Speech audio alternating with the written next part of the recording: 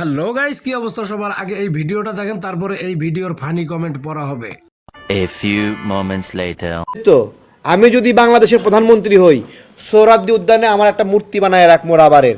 মানুষ ইচ্ছা মতো যায় জুতা পেটা করবে, গোবর মারবে, কাদা মারবে, সব কিছু মারবে। আমার উপর যা রাগ ক্ষোভ আছে মানুষ মেটাবে। এই সময় কম, শুরু করো।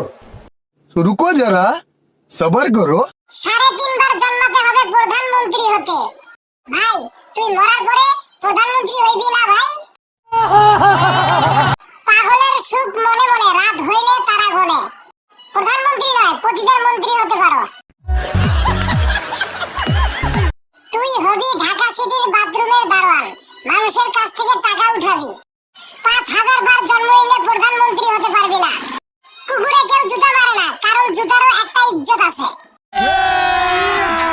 अभी मजा आएगा ना भिड़ो। নাটক কম করো মিয়া।